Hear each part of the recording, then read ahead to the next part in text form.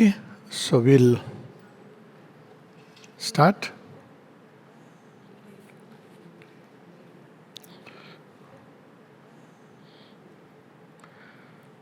So we have these two chapters remaining. Chapter 23, the core of the Gita's meaning. Very interesting. Shubinda is not using the word core of the Gita's teaching, core of the Gita's meaning. What is Sri Krishna trying to tell us through all these chapters? And the second is, as we know, the message of the Gita. So we'll go straight away, and first thing that Sri Aurobindo clarifies for us is that when we pick up an ancient doctrine, we must understand that time moves forward.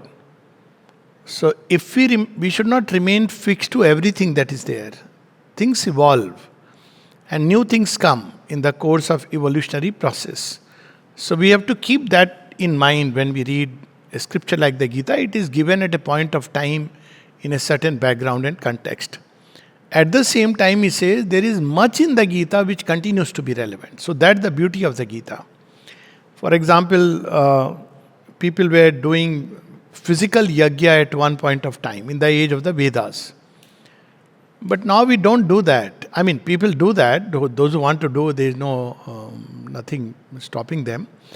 But then in the Gita, Shri Krishna has already changed it to an inner yajna. And when Sri Aurobindo was asked about it, who has written so much on the Vedas, he said, well, its importance at that point of time, we have to look at it just as that. We need not do that process now that we need to put ghee and all these things. We don't need to do that because now Sri Krishna has revealed a completely new sense of the yajna. So same way, the very first thing that he tells us on page 562, the human mind moves always forward, alters its viewpoint and enlarges its thought substance, and the effect of these changes is to render past systems of thinking obsolete, or when they are preserved, to extend, to modify, and subtly or visibly to alter their value. This applies to everything. At one place in 1957, one of the conversations of the mother, she explains that why the ashram life is no more now confined to the geographical area. It's a very interesting conversation.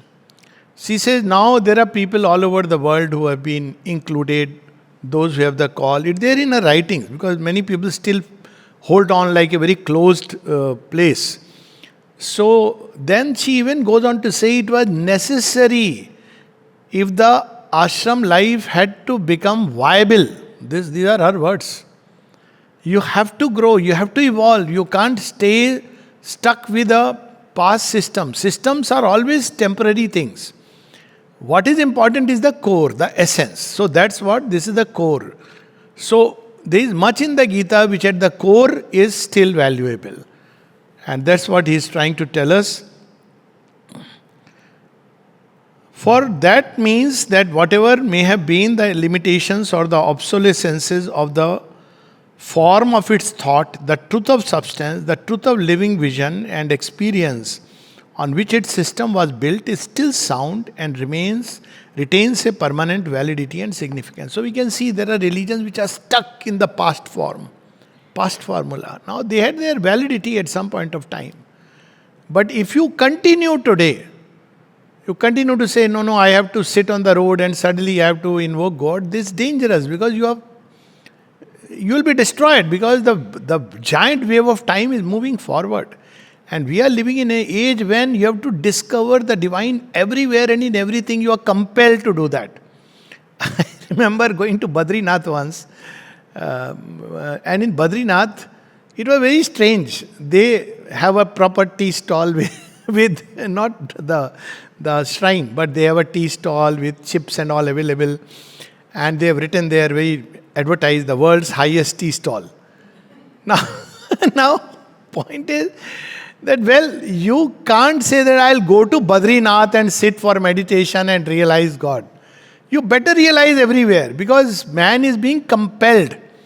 to really discover the divine within himself. So, this is the basic thing, that evolution has its own way of carrying us forward. The Gita is a book that has worn extraordinarily well, and it is almost as fresh and still in its real substance, quite as new. Because always renewable in experience, as when it first appeared in or was written into the frame of the Mahabharata. So it's so beautiful, because if you actually see the Gita, except initially, and there too we can see that, Duryodhana is describing about the army. And the crisis of Arjuna is a crisis we all face. And the entire process from book 2 onwards till book 18 is an inner process. So it's not based on an external activity, external way. So it's all about an inner journey, and that makes it so wonderful and relevant. At the same time, Aurobindo clarifies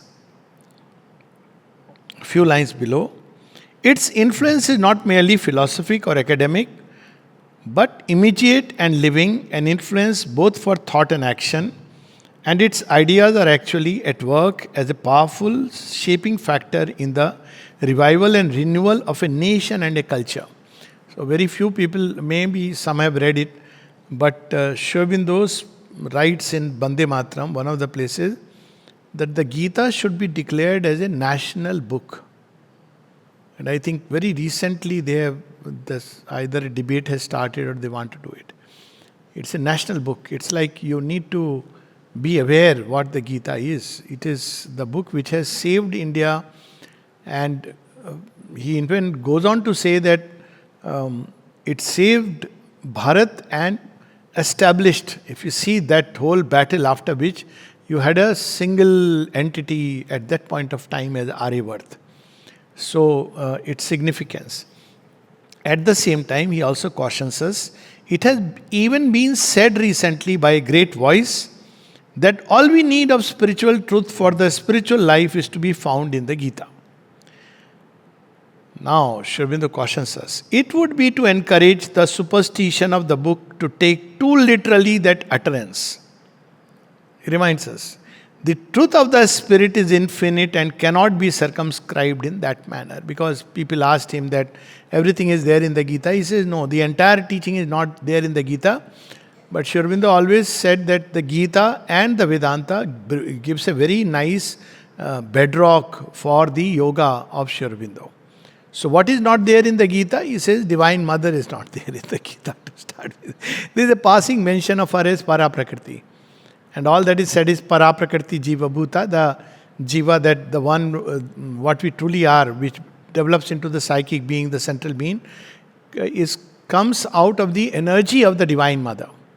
So we are all invariably linked with her. And that's why he says that when you recognize the Divine Mother, that means you are initiated into this yoga. The mother's sentence is there. How do we know that you have initiated into this yoga? She says, when I say I have initiated someone into the yoga, it means I have revealed myself to the person. There is no logic to it, but you spontaneously know she is the Divine Mother. End of the story. So this is how, because we are born from parts of our power. So it's not there in the Gita. Second, what is not there is the transformation of the instruments. It's evidently not there in the Gita, because that was not the purpose. Not that Shri Krishna didn't know it, but the time was not ripe.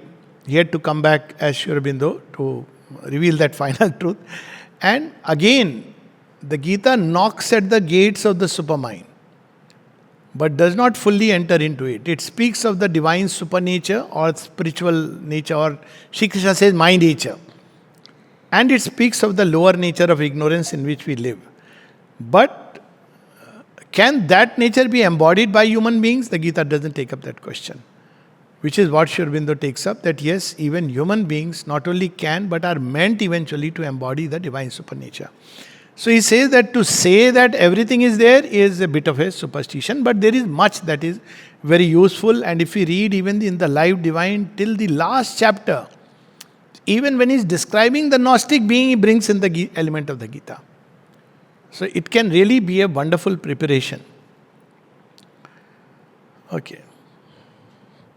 So there again he cautions us on page 563 that there are two ways we tend to understand or misunderstand the teaching. It's a spiritual teaching, not an ethical teaching, not a moral teaching, not a social teaching. But we tend to put it like that. So he makes it clear the central interest of the Gita's philosophy and yoga is its attempt, the idea with which it sets out, continues and closes. We are on page 563. The paragraph begins to reconcile and even effect a kind of unity between the inner spiritual truth in its most absolute and integral realization and the outer actualities of man's life and action. Now, inner truth not just as self-realization, but all its integrality, the totality of the divine. And the outer truth in every sphere of action. Not only when we sit in meditation or when we are doing puja, but in all life's activities. And that's what we see Aurobindo takes on from there and takes it further. So, here he says that normally people say that, accept it, but what they actually mean by that is a kind of compromise. So even if we read some of the great teachings of great teachers, they advocate do action, but do it as a kind of a sattvic action. Do good to people, so they normally will hold free ration, free food, langars, free medicine. They think that this is what is the action, divine action which the Gita is advocating. The problem there is this action can be a means for freeing you, but more likely it is likely to flatter the ego. But that's not what Gita is saying very clearly, because Gita is telling in modern times, Arjun, Arjun, pick up the gun, fire it. Now this is very different from feeding the poor. So humanitarianism, all this, Gita is not preaching that.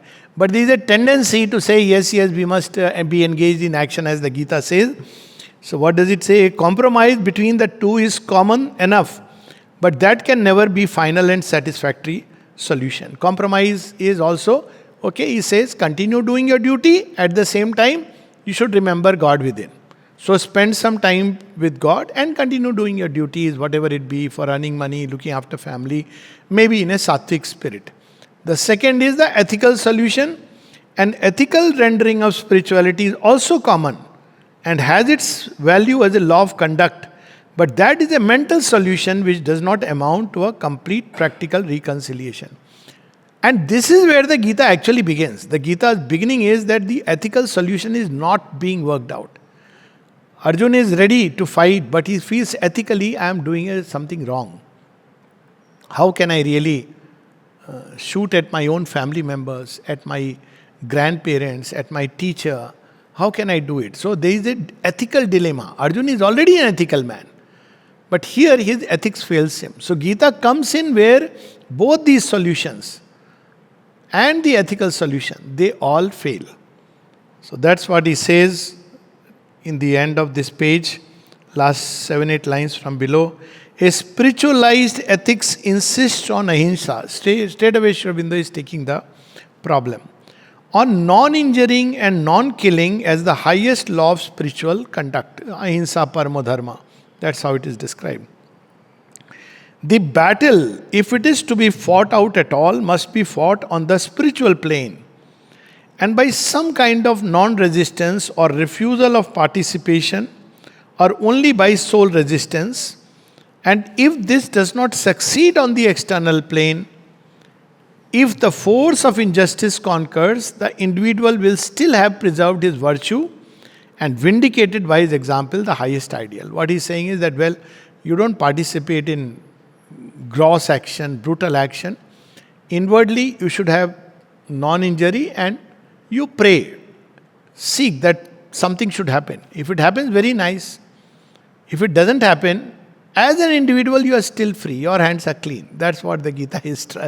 People draw that conclusion. But in real life battle, real combat, a follower of the yoga or of divine should not enter into. Very strange and interesting that in the Second World War, Aurobindo had asked some of the disciples and their children to join the that time RAF, Royal Air Force. And one of them was very close disciple who was a lawyer, advocate who used to come every Sunday for the evening talks, Durai Swami Iyer. So his son, one of the son, became a fighter pilot. He died actually in the battle. His body was buried in France. And it's very recently, few years back, I'm forgetting how many years, that there was some kind of recognition, exchange, and his body, they said, you can take these parts. Parts means they would be just bones, and take these and take it back. So the family had gone. I had met the family when they had come to the ashram. So I had a moment to really talk to them. So he encouraged them, even though death is imminent. And that's, we can understand the sacrifice during war. And so he says on page 564, the Gita rejects none of these things in their place, for it insists on the performance of the social duty, the following of the dharma for the man who has to take his share in the common action, accepts ahimsa as part of the highest spiritual ethical ideal, and recognizes the ascetic renunciation as a way of spiritual salvation. It's not entering into whether this is greater or that is greater. It says, okay, everything has its place. But it takes us to the next level, which is not found before the Gita. And yet, it goes boldly beyond all these conflicting positions. Because supposing I follow the ethical ideal of ahimsa, so what do I do if I am called upon to fight a physical combat in times of a real crisis? What should I do? So, and such situations come in the ashram. Ashram itself was attacked, as we all know, by the local political goons in the name of, because they felt that the ashram is against local Tamils and it's against Christians. So they incited both groups. There was nothing of that kind. And instead of clarifying, it was obviously a means to instigate, and ashram was attacked, departments were attacked. There were people who wanted to go out and combat, because this is, by that time already there were people who were being trained under Pranabda, but mother held them for 8 hours because Kali had become very active. And she said, hold on, because otherwise Kali doesn't distinguish between this side or that side. She will, if there is falsehood in you, you are gone. So after 8 hours, she allowed. And one of them, we all know, Togada, he, Bhagajatin's grandson, or grandson. So he went out to fight, and he felt as if Durga had come over him. Single-handedly, he fought against all those hooligans with all those stones, chased them away. And at the end, of course, he got hit. He fell in the Nala. He was unconscious, taken to Jipmar, recovered. If you see him, I mean, now he's no more, but I had a number of talks with him. You can't imagine that this man would have done it. He's quite lean and thin. He doesn't even look like a fiery person, but moved from the core that I must resist. And he was allowed to go, and he did what he did. I mean, mother did through him what, and she says that, Durga had actually come over him, and the mother allowed that process. So there are situations that, okay, I want to practice non-violence. What do you do in such a situation? So that also, Gita goes boldly beyond all these things. And why? Because what we are seeking is a complete spiritual life lived in union with the infinite, consonant with the highest self, expressive of the perfect Godhead. So in perfect Godhead, war is included as part of the whole thing. In the perfect Godhead, there is nothing which is excluded. Even in Durga's image, if you see, one of the weapons of Durga is given by Yama. The Pash of Yama is with her. So all these Godheads come together. And that's what we have. This teaching has always been instinctively known in India. Till, as I said, nobody has done more harm to India than Gandhiji and all his followers. Luckily now times are changing and people are waking up. But the existence of man is a triple web. Last 3 lines. A thing mysteriously physical, vital, mental and spiritual at once. And he knows not what are the true relations of these things, with the real reality of his life and his nature, whither the attraction of his destiny, and where the sphere of his perfection. So he says, but when you act, you must be aware of all these strands. It's not like under ego you go with a vital desire to get recognition, with ambition for fame and name. So he's reminding us that there are many strands which have come together. First, you must entangle them. Find the right law, the right means, and then you should act, even if it involves an action which is a very challenging action. So there are many standards of dharmas, there are many ways of life, laws of life, very simple. One of the stories is of two very beautiful stories actually. One of them is our Ravindraji. So Ravindraji came from Arya Samaj and he was a pakka vegetarian. And he was given egg service. Now, of course, today we can say egg is vegetarian, but I have also grown up in a family where egg was considered non-vegetarian. Not only egg, even onion and garlic was part of non-vegetarian. I mean, you're not supposed to eat it. So he was given eggs. So when he would give in the beginning, it was like as if the egg will fall, because touching the egg was for him like blasphemy. So someone asked him that, why are you doing it? Why don't you tell the mother I can't? He said, no. She has given me this work. It's meant for my progress. I have to learn to obey her.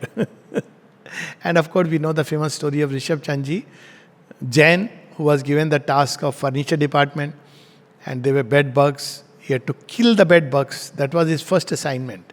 Cheat from the mother. Kill the bed bugs. So, before that assignment, he had written a letter of gratitude to the mother and Aurobindo. But when the assignment came, he kept that letter and wrote to Aurobindo. Perhaps the mother doesn't know about the Indian ethos, and we are not supposed to kill, we are Jains. Whatever work the mother gives you is meant for your progress. Take it with that attitude. Period. End. So basically, there are conflicting standards and dharmas which the mind creates, erects, and each has its validity and utility at a point of time. But the highest dharma, when we go to the Gita itself says, Sarva dharman parityajya mamekam sharanam vraja. So if you take dharma as the standard with which I should govern my life, then the highest is to go beyond all these standards and do things as the divine command. There is a very sweet story of Champaklalji when mother was very ill once. And Champaklalji told her mother, please take chicken soup. He has heard somewhere. So mother says, what you are saying, chicken soup? No, I'll not take chicken soup. So Champaklalji says, mother, if I was a chicken, I would love to be put in your food. Then she smiled and she took a sip because if I was a chicken, I would have loved to meet this destiny. And then she smiled. So we have to understand that all these ideas and ideals have their attraction and they all have their place. But there is something still greater. This is the first thing he reminds us. And then on page 567,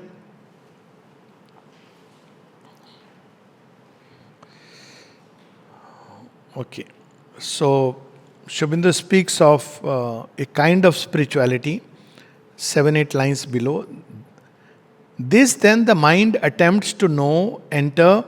So the mind tries to glimpse the divine, and invariably the gulf is so big. And the simple example is, imagine an animal trying to understand man. Imagine a dog. He is living all the time. Can he ever understand human being by any stretch? He cannot, because his consciousness is a dog's consciousness. He may try to imitate, and he will imitate very well. He can go to that extent, he can be trained that Tommy do that and he'll do that. Tommy write this and he will even pick up the letters. But Tommy doesn't understand anything like AI, that what it is doing and why it is doing. So the divine does not want us to become Tommies. Or well, becoming his Tommy is wonderful. But the Tommy must be a conscious Tommy. He must know what the master wants. So that's why he says that normally when people turn to spiritual life, they cannot connect.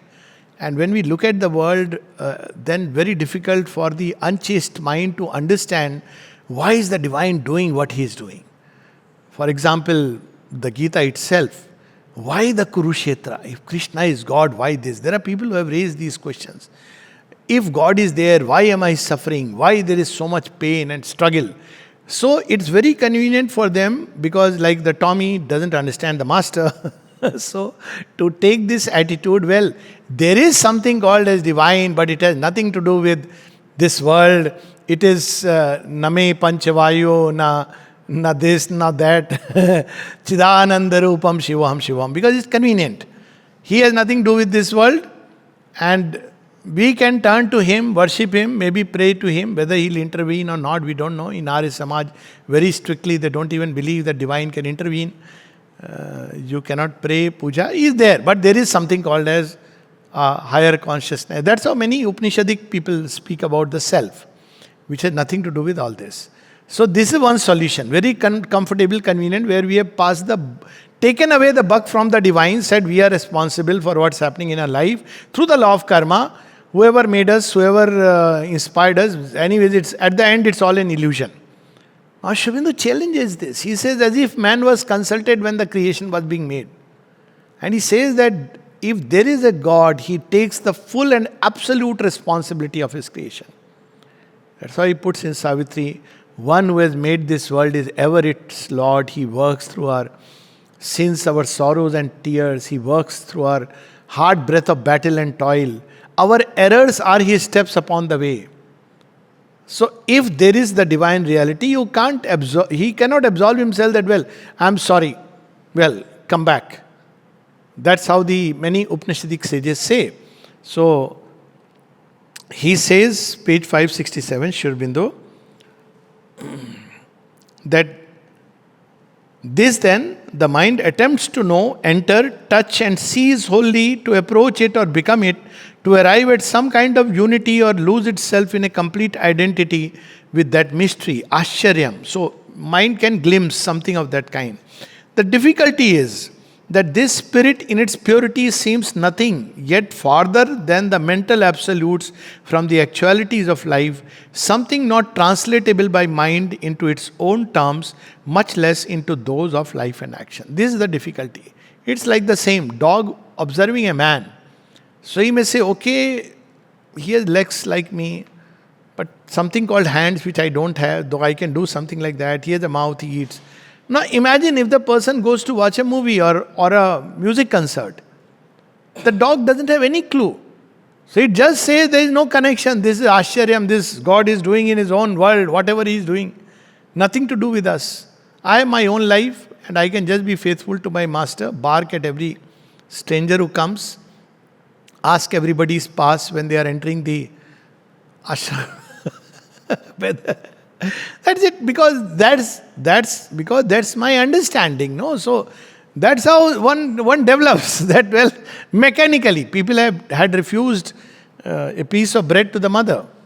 When mother had asked a disciple to get bread from bakery, the person said, sorry, it's 5 o'clock, so it's already 5:30. No, not now, but it's 5:30 and the bakery is closed. So the person said, mother has asked it. It doesn't matter. I am following mother's orders. The law is greater than the Lord. So he said, what do you do? Say, okay, you get a chit from mother. The mother recounts this incident. She writes a chit. Send some bread. Imagine. So, well, this is how we have this problem, because this life and its processes do not divine suddenly on the battlefield of Kurukshetra. Even Arjun has a problem that why are you asking me to this Ghora Karmam? Why are you asking me to kill and slay when you are saying knowledge is highest, when you are talking about bhakti, nishkam karma, why are you doing it? And then he reveals to him his Vishwarupa, that you are not the doer, I am the doer. Look here, I am slain them. You have any problems? He said, now I have no problem. Tell me what I have to do, I am ready to lift. That's how the Gita is taking us. So, therefore we have the intransigent absolutist of the spirit who reject the mental and condemn the material being and yearn after a pure spiritual existence, happily purchased by the dissolution of all that we are in life and mind, in nirvana. And Aurobindo uses a very wonderful word for that. The rest of spiritual effort is for those These fanatics of the absolute, a mental preparation or a compromise, a spiritualizing of life and mind as much as possible. So he said this is the understanding of spiritual life so far. And this is popularized by cult and ceremony and image, things which are outward in nature. Now on page 568 he says, it is here that the Gita intervenes with the restatement of the truth of the spirit, of the self, of God and of the world and nature. First time ever. See, you don't see it in Upanishads. That's why Upanishads leave this gap. That, okay, there is the self which is untouched, unmoved. Beautiful words, lovely. Suryo yatha sarva lokasya chakshu nalipyate chakshushay bahya dosha. Words are very uplifting, that as the sun shines above, untouched by material things. And yet because of the sun, everything is there. So it leaves you with that there is a truth eternal, truth supernal, truth which is beyond. But what is its connection with my personality? Is there some connect? Or is my personality only creating doors through heart, through mind you can enter and that's it? Role of personality is over. Gita for the first time speaks of the divine personality of the Purushottama. This is something very, very beautiful. And this is what we see in the Bhagavad, repeatedly brought to the forefront. That, there is a divine personality, and this personality has its thought, but it is a divine mind. We have a human mind. There is divine love, we have a human love. There is divine ananda, we have pleasure and pain. There is a divine existence, we have human existence. From there comes the possibility, can this be transmuted into that? So while many apologists feel that, that's the divine has been made in human image, it's not true. It's the other way around. That's how even Shruti puts it, Sa Purusha Evascha. Man has been made in the image of God, and he has to fulfill that in all his fullness. So this is what the Gita brings for the first time in bold relief.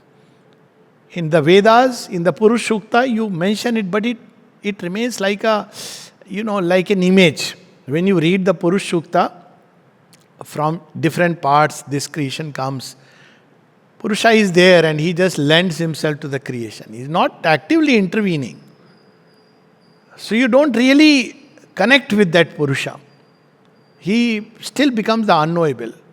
But the Gita brings in as the Purushottama who is intervening, even taking a human birth, even assuming a human personality.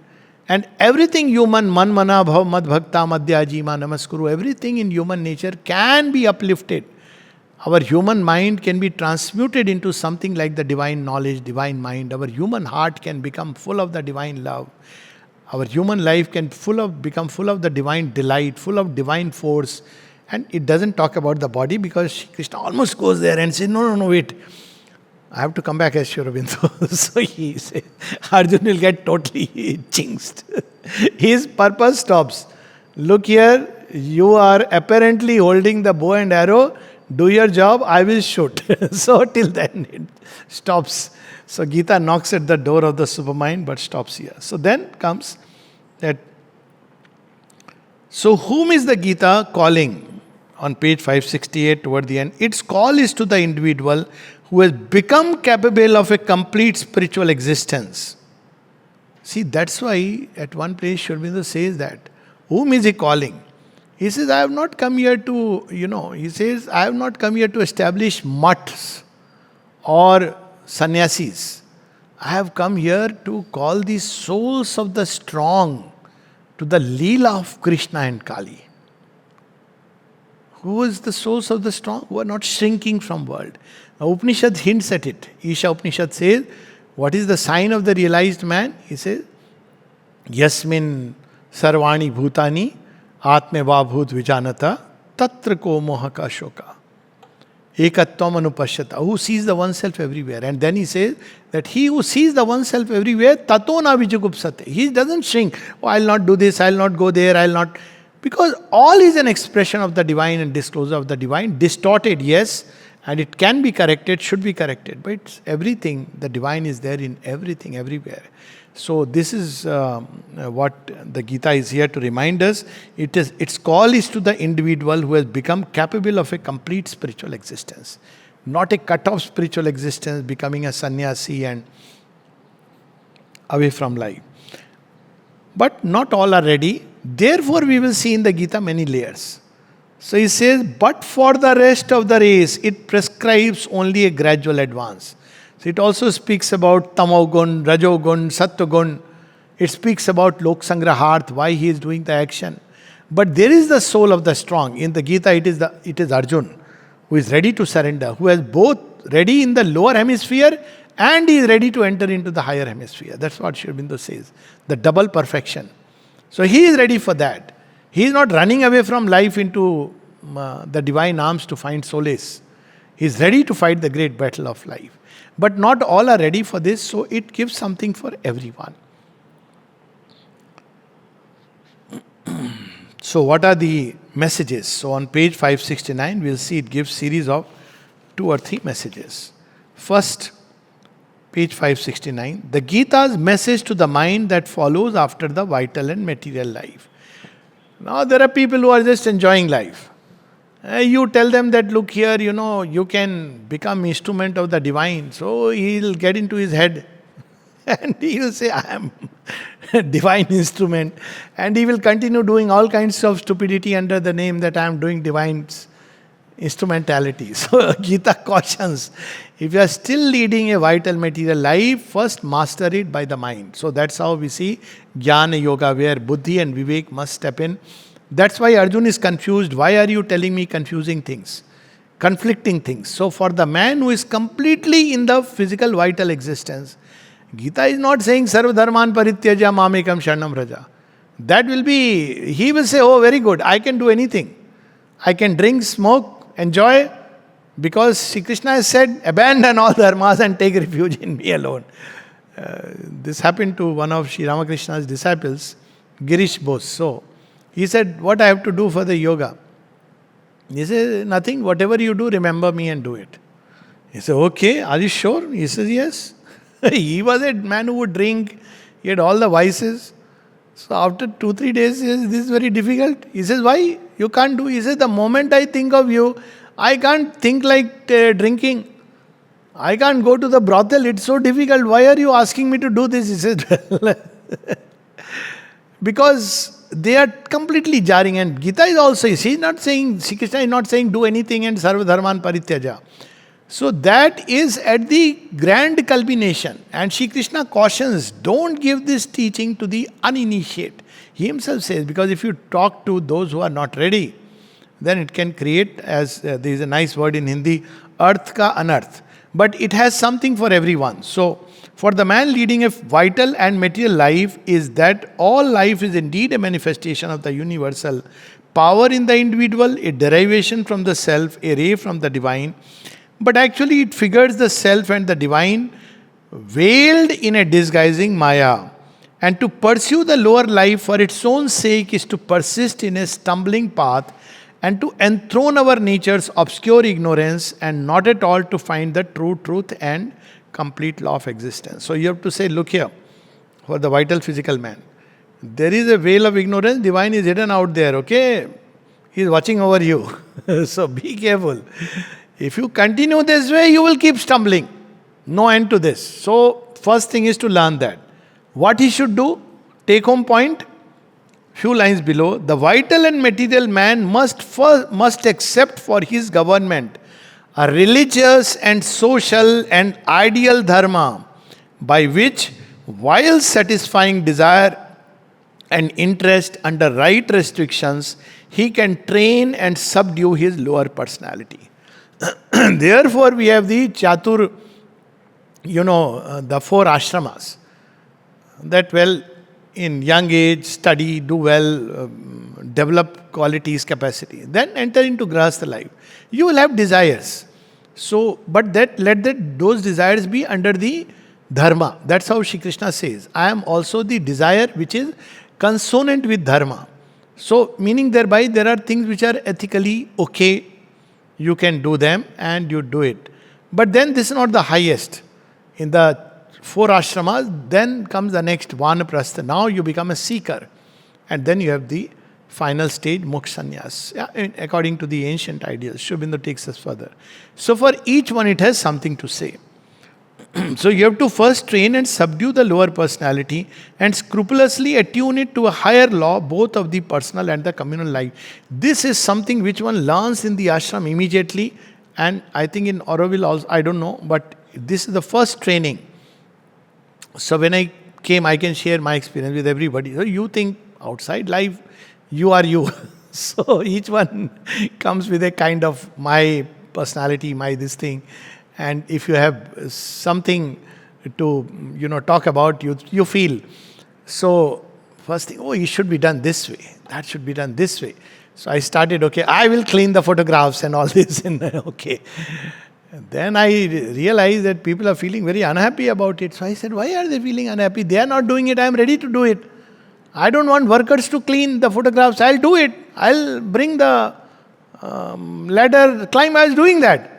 But it was only throwing up strange reactions in the heart of people, which I didn't understand.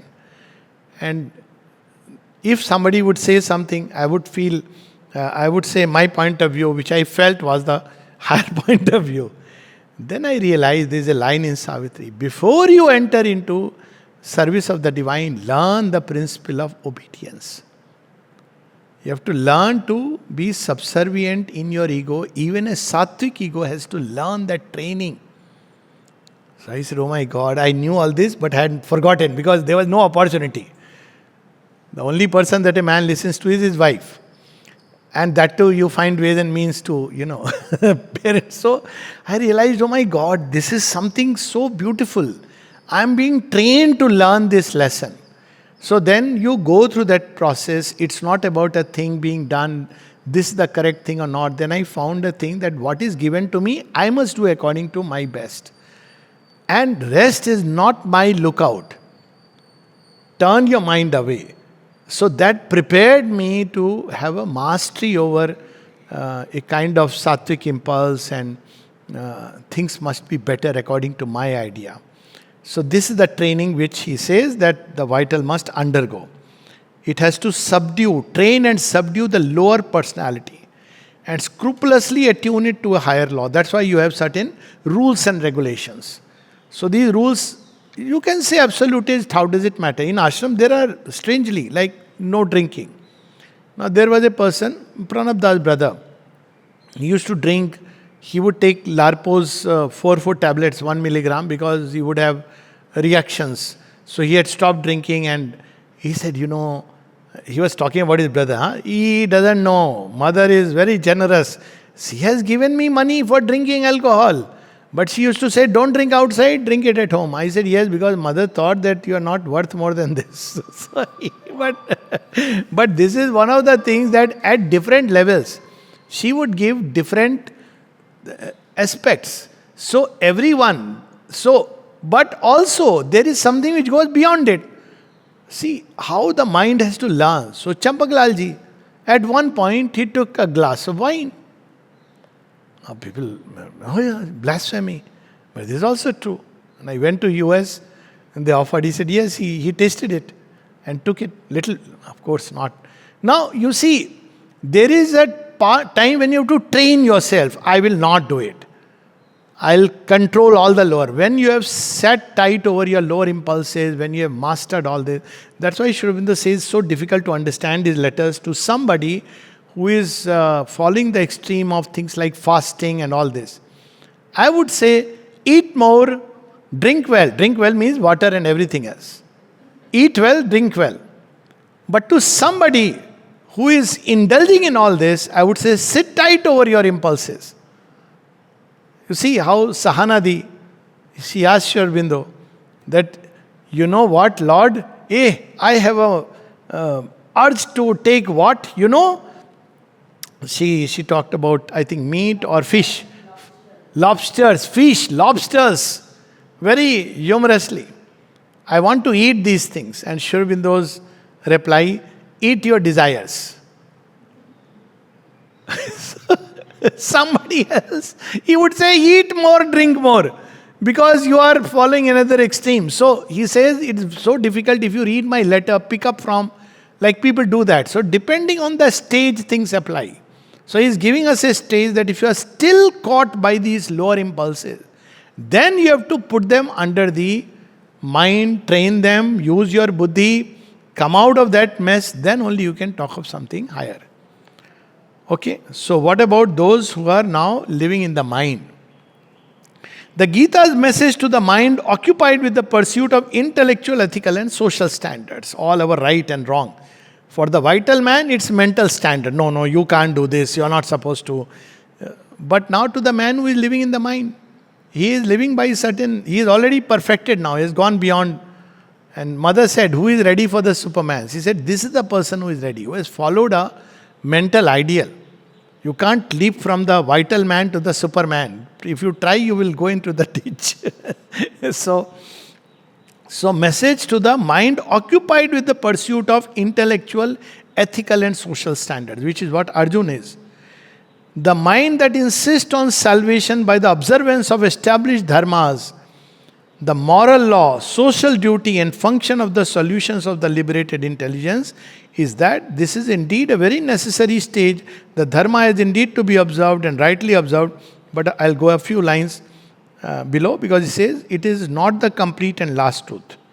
So what is the next level? Impersonalize the action of the intelligence and will. Live in the identity of the one self in all. Break out of all ego molds into the impersonal spirit. Now you see, that's what Mirabai had this dilemma. What I should do, what I should not do. Because her husband is very different and she must follow that by the norms. But she loves Krishna. She can't do according to the family norms. So Tulsidas wrote his famous bhajan. He wrote in Hindi, one of my favorites, so I don't know how many times I may have shared it. So Tulsidas of Ramayana fame wrote her a letter. That letter is now very famous. Jaake priyana ram baidehi so chhadiye koti bairi sam jaddapi param sanehi. He says those who do not love the Lord, leave them, even if they are very dear to you. And then he gives example, Bali Guru Tyajo. If you read Ramayana, it is about ethics. Ramayana is not like Gita, Sarva Dharman Parityaja. Ramayana is about ethics. But how it distinguishes the ethics? Bali abandons his guru because of something still higher. He has promised to the Vamana avatar that you ask and I shall give. So Shukracharya says, don't do this, he is fooling you. He said, doesn't matter. So Bali Guru Tyajo, Vibhishan Bandhu. Vibhishan has abandoned his brother for the greater good. Vibhishan Bandhu Bharat Mahatari. Bharat abandons his mother. He never spoke to her until Rama comes back and says, see, don't do this. See, I am myself going and talking to her. But he always felt cross. He doesn't do that because he always had a grouse with her that you sent Rama away to throne me. It is very unjust. Now you see, there were two standards. One is listen to the mother, be obedient. He could have easily justified that it's the divine will, like many times we do that. Divine wants me to occupy the throne, what is there? But he knew ethically it is wrong. He is a developed mental man. So he says, no, I will not do. But since Rama goes, he governs the kingdom, but outside, he came out of Ayodhya, he entered the forest, he lived in that forest through which Rama had passed. He kept the throne there. On the throne, he kept the footwear of Rama. It's a very touching story. He takes the footwear of Rama when he says, I am going to go. He says, give me your footwear. Rama gives him. He takes it on the head, comes back, puts it on the throne. He says, okay, I will govern the kingdom because this is your command. But I will govern it as a servant. What a beautiful ideal. And they all try to call him. He says, nothing doing. So Shatrughan governs the kingdom for all those years. So Bharat Mahatari. So this is the second. You enter into something higher. But then there are those who have entered into an impersonality, and then what is to be done after this? Because okay, you have the experience of the oneself. You are freed from the sting of lower nature, from desires, from mental standards, but you need to navigate life. How are you going to navigate life? You are not governed by any of the moral ethical standard. Does it mean you will become immoral and unethical? No. But something still more difficult and greater. So third is page 570. The Gita's message to those absolutist seekers of the infinite who carry impersonality to an exclusive extreme, entertain an intolerant passion for the extinction of life and action, and would have as the one ultimate aim and ideal an endeavor to cease from all individual being in the pure silence of the ineffable spirit, is that this is indeed one path of journey and entry into the infinite, but the most difficult, the ideal of inaction, a dangerous thing. That's what he explains in the sannyasi and the yogi. That one is like climbing the mountain by holding with your own hand, the other is being carried by the divine. So he says that between the two, yogi is higher. Shri Krishna says that this, so those who try. But then one may say, okay, still this may be higher. How does it matter? So there he will clarify further. So it is a dangerous thing to hold by percept or example before the world. That's what we did. The great mistake that India did. See, yesterday Bengal election. Can you imagine? A land where Aurobindo, Swami Vivekananda, all these people have been born. It never had its, well, I want to talk about politics, but it always had parties which were against these great ones. They may sometimes have paid a lip service to get some votes, but this is how it was. Because we had the famous Gandhiji's saying in Noakhali, when Hindus were being massacred and they wanted to fight back. So he said, no, you can't do that. He went on strike, which he was very good at doing. And he apparently restrained the Hindus from fighting back. It is just that divinely inspired one man by the name of Gopal Patha. Gopal, see the name. Who felt inspired by Durga. Who prevented Kolkata from entering into, it would have been taken over into Bangladesh. He prevented. He suddenly felt inspired and alone gathered everyone and fought. Obviously, divinely inspired, and in one day he changed the whole process, reversed it whole process. So, if you keep this ideal, it's dangerous. You are setting up to start with a wrong ideal. Many people today, sannyasi, they come to ashram and ask, where are the sadhaks? Sometimes they ask, I said, what are you looking for? He said, no, sadhaks. I said, what do you mean? Dress code. Then I sometimes say, there are some people who wear only white. I said, you meet just for fun. You will see the pure sadhaks. Where will I find that? You go and try. For the joy of it. They have this idea that sadhak must wear a certain dress, must eat a certain kind of food, must be like this. Sadhak can't speak English, he must know only Sanskrit. Sadhak must quote the Gita at every step. This is such a mental idea that even now if you see a sannyasi in ochre robes, you feel, oh. Aurobindo says that there is only one Vivekananda who justified sannyas. And there could have been few like him. But for the majority, it is nothing else but an easy way out.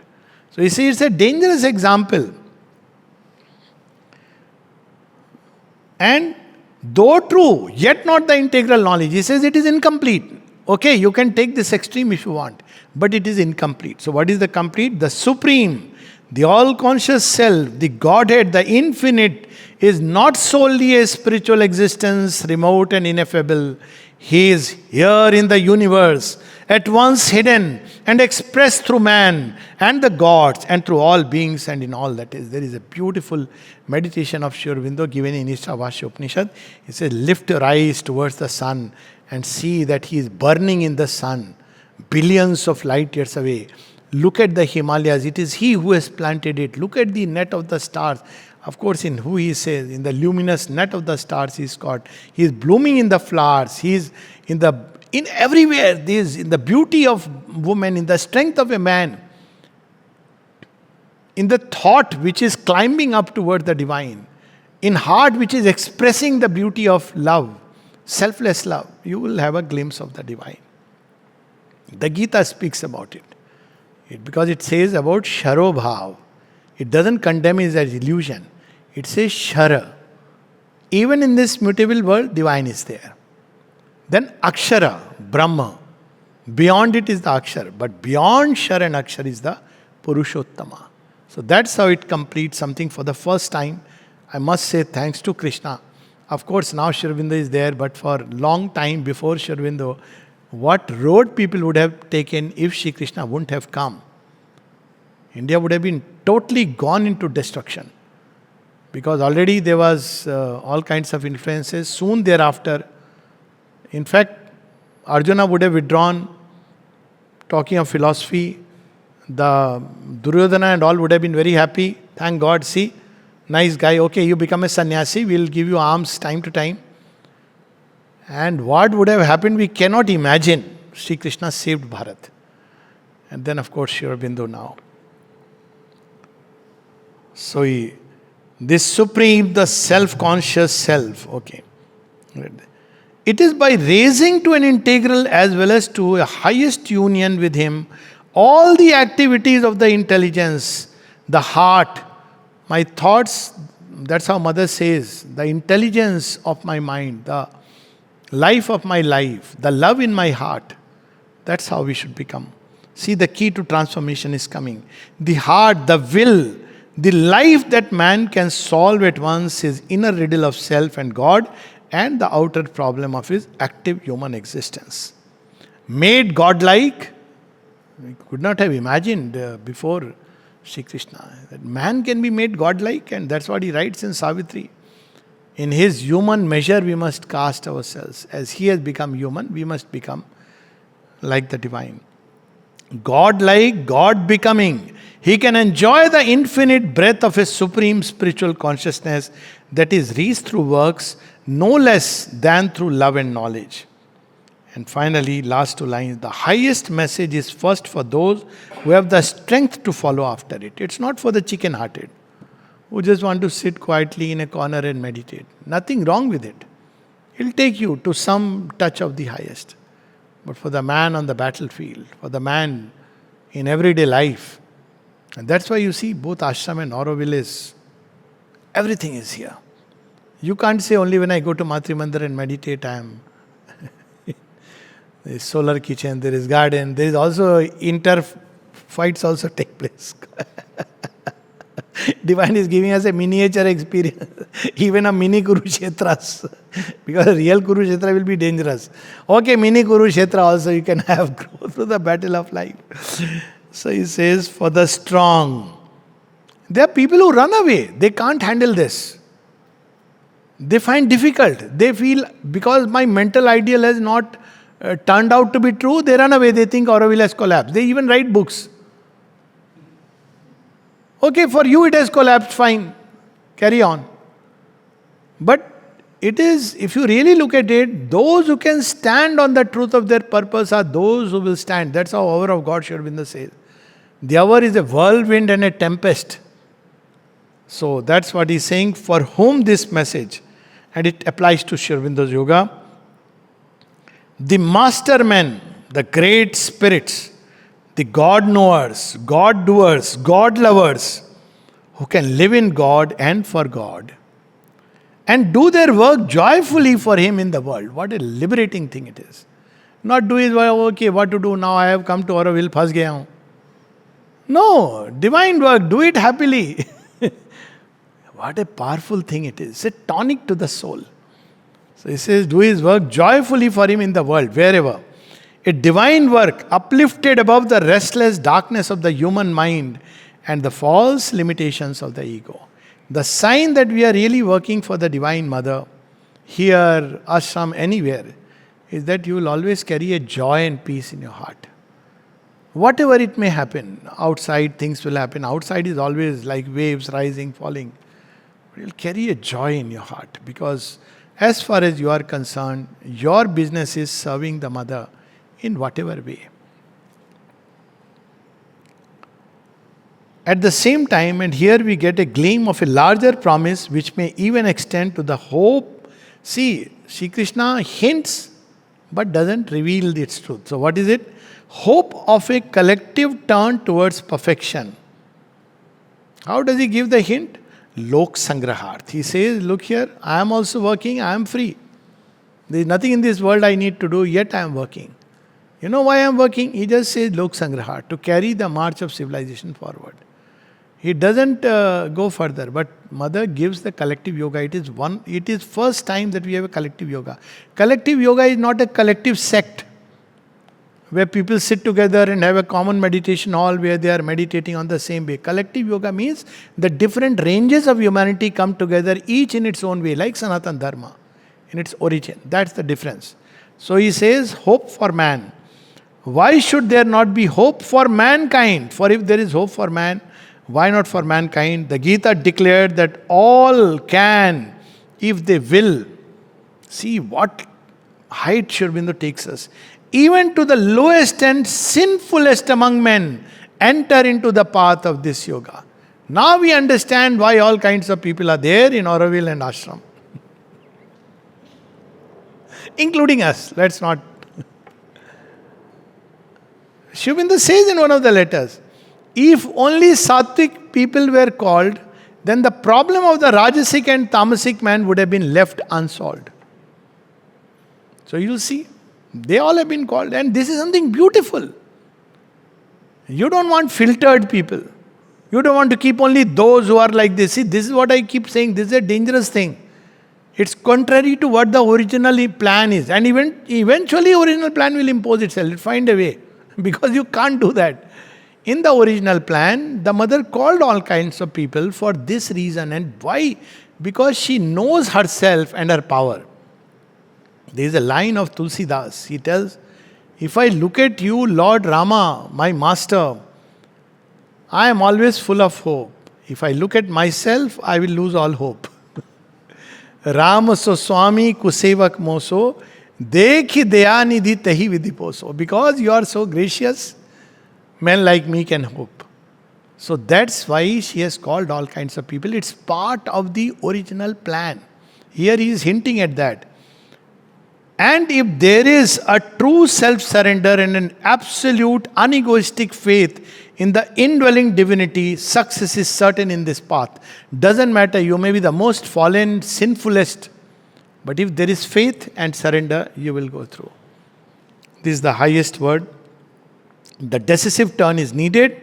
There must be an abiding belief in the Spirit, a sincere and insistent will to live in the divine, to be in self one with Him and in nature, where two we are an eternal portion of His being, one with His greater spiritual nature, God possessed in all our members and God-like. Man mana bhava mad bhakta, God possessed. So these are hints that Sri Krishna leaves, knowing fully well that, I am only giving a hint for coming back as Sri Aurobindo when these hints will be fulfilled. To become full of God. To be full of Him in every activity. To be driven by Him like a leaf by His breath. Somebody says, what yoga is there? You can only say, I don't know about yoga. I only know Mother. Mother. Okay. Jai Ma. We'll meet on 20th.